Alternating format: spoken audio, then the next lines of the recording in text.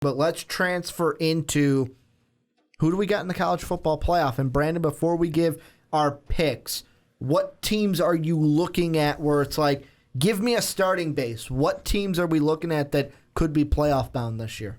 So you want me to give my teams who I'm looking at? Just give me a team. Let's talk about a few teams, and then we'll give our picks later on. We got to have them wait. We got to do the little tease, a little radio tease. Little radio tease. What's tougher, a radio tease or an in-person tease? What do you think? Probably the radio tease. Yeah, I would assume. So the first team I want to start off talking about then, the Clemson Tigers. Clemson Tigers. The best, right? They got so close last season, and so close last season. They played a great game against Alabama. Alabama ended up being the winner, but we saw that one of the best defenses in Alabama was not able to necessarily. They held up. Mm-hmm. They bent. They were like bending, and they were about to break. They did not break, but that's one of the best offenses that they went up against in Clemson. The return of Deshaun Watson is huge. Wall. It was 2 Trump references in one podcast. I know. We are not Trump supporters, by the way. Got to throw that out there. But they returned Deshaun Watson. That's huge. It really is, because that's going to take this team, I think, to the next level because of the fact they do return Williams at wide receiver. And who do they got throwing to him? The best quarterback in all of college football. And as some would argue, the best player in all of college football. They return Gallman. He forced 62 tackles to miss tackles heading into last year's national championship game. Defensively, Lawson is the big loss, but I still think that this defense Lawson and Dodd too. I know, but I look at Lawson as being the bigger one of the two. Yeah. You still have a pretty good defense, even without those two guys there. You have a solid core group defensively. This is a team that if they don't make the college football playoff, it's because Watson got hurt. Okay. I don't think it's going to be, yes, if Watson gets hurt, they don't make the college football playoff. I am actually going to say it's one game, one regular season game makes or breaks their season. And that game is at Tallahassee. That game at Florida State is going to make or break their season. Now, I am on the belief, and Florida State fans have hated me for it. I got a ton of flack on my Florida State preview for saying that Clemson was going to beat you guys. But I just think Clemson's going to be a great team. They're going to run the gambit, go undefeated. Then when we get to the playoffs, we'll talk about that. When we get there, kind of a different story kind of a thing. And I know Florida State fans are sitting there going, but Ricky, we beat them by 10 when they were here last time, 2 years ago. We beat them by 10. Yeah, who'd you have at quarterback? You had famous Jameis at quarterback. It's easy to say you beat them by 10, and you only beat them by 10 at home, and you had arguably the best quarterback in the goddamn league that year. You don't have him anymore. You got Sean McGuire, who came in last year and lost to Clemson. So I wouldn't feel too cocky if I were you, even if it was at home, because of everything Clemson's got. Dabo knows. I don't know how the pizza thing worked last year, but Dabo knows how to kind of motivate his boys. That's why I always say Dabo and the boys. He knows how to motivate his boys and get the most out of them. They just came up one game short, but like you said, Brandon, they ran into arguably the best defense in the nation last year. A defense that even shut down Leonard Fournette. So now let's take a look at another team, and I only want to say this because you just were mentioning them. Alabama? The Florida State Seminoles. Oh, okay. The Florida State Seminoles, a team that last year was in a rebuilding year, and they still went 10-3. So they've got an interesting situation at quarterback. That's the biggest question. DeAndre Francois, Malik Henry, and Sean McGuire. Right now, it doesn't even look like Sean McGuire is going to be the guy. It looks like they're going to go with Francois, at least at this point. Dalvin Cook is ready to rumble yet again. He's already part of the Heisman watch. We talked about that earlier. Mm-hmm. He's going to be huge. He had so many big games, big plays. Jalen Ramsey is obviously going to be missing the secondary. But even with his loss, they're still not losing much because the guys that they have there are solid. They have a great group. The linebackers, that may be a little bit of a concern. The quarterback question right now is who's playing and how they're going to do. But I think that this is a team that, you talk about talent, this team has talent. I mean, all over the football, offensively, defensively, special teams. This team is very, very good. And that's why to not think of Florida State being back to the college football playoff, you'd be silly to not be thinking of them. There's 3 games, though, on their schedule that I'm not going to say scare me, but they're question marks to me. The first one's that home opener. I can't say home opener because it's on a neutral site, but the Monday night opener on September 5th, they're going up against Ole Miss.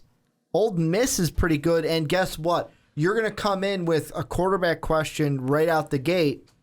Ole Miss don't have a quarterback question. They have a guy that, even though you and me disagree with him in Chad Kelly, that he's the best quarterback in the nation, we may disagree with them, but you can't go against that kind of determination. Well, it's a fine line. Is it being cocky, or is it just that kind of, because sometimes when guys have that cockiness, like, I'm going to go out there and I know I'm the best, so I'm going to go and play like it. Sometimes it's a good thing, sometimes it's a bad thing. We'll figure out for Chad if it's good or bad, but that's a game where I'm like, Florida State could lose. They're at Miami this year, a better Miami team that I'm going to think with their quarterback entering second year of starting, a better second year, and he gets an offensive coach behind him in Mark Richt. That's going to be a tough game. And then, like I said, Clemson. You could have 3 losses if you lose all 3 of those. You could, but they won't. They won't lose all 3 of those games. Certainly not. And I could see 2 at most. I think that, yes, Chad Kelly is very good. And, I think part of it might be him saying that because, yeah, he's probably a little cocky, but at the same time he's saying it, now he's thinking, okay, I got to go live up to that now. I said it. I set my goal publicly. Now let me go live up to this. But he's very good, but you also have to remember that this Florida State defense, they're not a pushover. I mean, they should. Mm-hmm. I expect them to give him some troubles. We'll see how it goes. But, Ricky, I gave you a couple of teams, 2 that I think. Mm-hmm. Obviously, it's not just 2 in the college football playoff, but what are a couple you're thinking? These are teams that I think are going to be in it, but I want Oklahoma. I want to mention Oklahoma because, to me, we talked about Florida State. And I want to just say, for the sake of my point that I'm trying to make, let's say Florida State loses 2 of those 3 games I mentioned. Doesn't matter which 2. They just lose 2 of them. You look at Oklahoma, they've got some tough games too. They got 2 out-of-conference games. September 3rd, week 1, they're playing a neutral site game against Houston. Houston pretty good. Houston, a team that, hey, if we can beat you, maybe we can show up you and say, hey, we deserve to be in the Big 12. They also are playing Ohio State, but yes, it's at home, but it's still fucking Ohio State, who would have been in the college football playoff if they did not lose by 4 to Michigan State last year. Then, I mean, you're playing Oklahoma State, your rival that's always huge. You go to TCU this year, and then, of course, Texas, Oklahoma, you can never count that out. What's the odds that when we get into a committee standpoint that a Florida State 2-loss team, let's say for the sake of argument, 2-loss team, Oklahoma, if they're a 2-loss team, because they have some games that they could lose, could this be the year we see our first 2-loss college football playoff team selected by the committee? Maybe. I think we almost saw it last year, but it's tough. I mean, it's definitely tough. Or could you see a 1-loss team getting? Could you ever see a 1-loss team getting in ahead of a completely perfect team? Depends on what the perfect team is. It really depends, because the one thing, it depends on what conference they play for. The Pac-12, I think the Pac-12 is not going to be that good this year. So even if you have an undefeated team from the Pac-12, oh man, there are so many things like. And I'm talking like a really good one-loss team. I could see a one-loss team from the SEC getting over an undefeated team from either the Pac-12 or the Big 12. I could see a one-loss SEC team. So if like Ole Miss, Tennessee, Alabama, LSU, or Georgia. Those are the 5 I'm throwing out there. Florida, I'm sorry I left you out. Those one-loss teams, I could see them getting in over an undefeated Stanford. Well, maybe not Stanford, but like an undefeated Oregon team or even an undefeated Oklahoma would be hard. If Oklahoma goes undefeated, they would be hard because of their schedule, but let's say Oklahoma State doesn't. One of those conferences could get left out, and the main reason why I'm throwing the Big 12 out there, you still don't have a title game. So, of course, you have to run the gambit to get in, but the Pac-12 to me would be the one that gets left out for that one-loss team. Yeah, definitely. I agree with you. I mean, the conferences I have a lock for sure getting into the playoff, the Big Ten, the ACC, and then the SEC. That last spot, it's either going to be, to me, the Pac-12, the Big 12, or Houston. Those are your spots. And before we go into national... I love how you just ended. The Pac-12, the Big 12 for Houston, because no one cares about their conference. Any other Group of 5 team, I don't have confidence getting in, but Houston, because of what they have. But Brandon, let's get into our college football picks so that we can get on and pick a national champion for this season.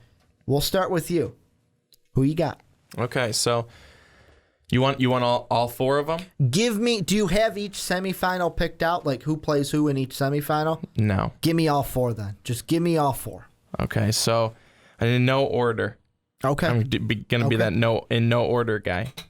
Clemson, Alabama, Michigan, and Florida State. We can agree on one. And yes, I am aware that I'm taking 2 teams from the ACC. Well, and I'm okay with that. Here's the thing. And this is me mapping out in my head. For that to happen, here's what I think needs to actually happen in real life. Florida State needs to beat Ole Miss. They need to beat Miami. And then that Florida-Clemson game, no matter who lost it, it needs to be such a good game and such a close game that the committee goes, well, we can't pick one of those. Because on the flip side, what also needs to happen is the Big 12, the Pac-12 and the Big 12 can't have an undefeated person, and the Big 12 has to have co-champions. If they have co-champions, they're out. So if and those dominoes could fall into place. Pac-12, I don't think we're getting an undefeated guy this season. Oklahoma, if they lose a few and tie with, let's say, TCU or Oklahoma State, that's a viable option. So with both of those being viable, it's not too crazy. It's just that game needs to be, like that Florida State-Clemson game needs to be game for the ages. Game for the ages. That's what I'm hoping for. That's what I'm hoping for. But I mean, that's kind of part of what I thought about when I was picking them. It was 2 teams that I'm like, I understand they're from the same conference. I get that, but these are 2 teams that I think absolutely they are good enough to be in the college football playoff because I think that's how they're going to perform, and I think they're going to be better than some of these teams that we might see out of the Big 12. And I'm going to throw this out at you. In the last 15 years, and this is my question for Alabama that makes me, I'm going to ask you the question of, does this make you nervous for Alabama this season? The last 15 years, only twice has the preseason number 1 played in the national championship game. And I know for some of you who are going to say, but Ricky, 13 of those were BCS. You can't take those into consideration. Okay, out of the 2 college football playoff years, 50%. One year the college football playoff team made the playoffs, Didn't go to the national title. That was Florida State. And then last year, the preseason #1 in Ohio State didn't even make the damn playoff. Does that make you nervous if you're Alabama? No, because you don't think about those things. If you're on our side, we do. We think we would definitely think about those, but that's why for Alabama, I'm not really nervous. I mean, are they going to be what they were last year? No, because there's changes. Guys left, and you guys have to fill in. That's how it goes. It's life. But I do think that they're filling them with good like you take a look at. Obviously, Derrick Henry's left. He's not leaving. He left. He's on the Titans. He already scored a touchdown in the preseason. But I think that you take a look at the guy coming after him. Bo Scarborough comes in at 6'2", 240 pounds. This guy should be playing on defense. But somehow they've got him on the offensive side. Alabama has never not had just a bruiser at running back, as long as I can remember. Except for maybe Mark Ingram. Would you count him as a bruiser? At the time playing for Alabama, he probably was. Okay. Yeah. That was probably the last time they had a true bruiser at the running back position. And I just think that this team is too good to not count into the college football playoff. I know they have a bit of a tough schedule. But I think that they can overcome some of that. And a lot of times, Alabama has had a number of different guys at quarterback, and they've still been okay. I mean, what was it, 2 years ago when they had Sims and Coker kind of trading off? Yeah, and then Coker this past year, and Jay Coker is never going to be like, whoa, Jay Coker. Well, it's kind of like when they had Greg McElroy, right? Yeah. I mean, yeah. A.J. McCarron's probably the most star-studded quarterback they had. Yeah, now he's on the Bengals, right? Yeah, the Bungles. Yes. The Bungles. But and he's playing when Andy Dalton injures his thumb. But, the Crimson Tide, they're on the road at Tennessee, Ole Miss, and LSU. Those are all tough. Yeah, those are all really tough. They're losing one of those, and that's why Glad you're hopeful. The big jackass. The big difference with yours, we have one college football player, well, two in common. Forget about Clemson. Clemson and Michigan. They're the only two we have in common. And for me, they're on each side of the bracket. I actually, in my head, have mapped up who's playing who. I don't think Alabama gets in. I think the team that's going to beat them for the other team would be a home game, but Alabama would be on the road, is going to get in ahead of them. Let me guess, you got Ole Miss in there, don't you? I got Ole Miss You are in there. a little prick. So that's one side. On one side, I have Clemson versus Ole Miss. The Heisman winner going up against the quarterback who says he's the best in the nation. You guys will figure out who will win that in a second. On the other side, I don't think Oklahoma's going to be that good this year. I got Michigan already there, but I do not think that Oklahoma is going to be good. So really you're sitting there going, but Ricky, who's going to fill that fourth and final spot? I'm on the other side of Brandon. I don't think two teams from the same conference will get in. I don't think the Pac-12 is going to be good enough. So Stanford, I'm sorry, you're out. I'm going to go with a group of 5 team that I think is going to go undefeated and start their season by beating Oklahoma en route to this undefeated season. Michigan's going to play Houston on the other side of the bracket. We are going to get our first non-Power 5 into the college football playoff, in college football playoff history. Ricky, I can certainly respect that choice. I really can, because and then I Tom think Herman's going to take a new job. I think that Houston is on the rise, but I think you're motherfucking crazy, because I do not think that it's going to play out in that sense. Then again, people probably think I'm dumb as hell for picking two teams from the same conference, but I don't really care. Well, Houston to me is the only team that can do it, and to me, that first game, that's your college football playoff supremacy on the line. I just want to say to you really quick, and this is actually in defense of your first game, and no one hardly ever defends you because you are batshit crazy, is Baker Mayfield. He was really, really good last season. Oklahoma was really, really good last season. He was rough against Tennessee, though, week 2. But he loses Sterling Shepard. He's gone. He's now on the Giants. And then they may have to rely more on a ground game. And a Big 12 team doesn't necessarily hit me as, oh, they are a big running team. They need to be able to pass the football around. And if he struggles at all doing that, yes, Houston could slide right in and get that win. I'm just kind of looking at it from one side, obviously, with Oklahoma, and not necessarily looking as much with Houston. But Houston, again, I said it. Houston's a team on the rise. Houston's a team that really could be going places, and literally going places, moving conferences. Well, but I think that it could be a really good game, and I think it will be. You said exactly what I was thinking. Number one, like you said, Sterling Shepard no longer there. He's even in the discussion to take a job away from Victor Cruz. Well, Victor Cruz is always hurt. And Victor Cruz is a salsa dancer, right? He was the one that did the salsa dancing. Probably hurt his hammy that way. I know he has, and I'm talking about Mayfield now. They have Samaje Perine, and they're going to lean on him more. However, what's the one thing that we always make fun of Big 12 teams for not playing? Defense. What does Houston play with Tom Herman? Defense. Defense. That's going to be the key. They're going to play better defense than Oklahoma.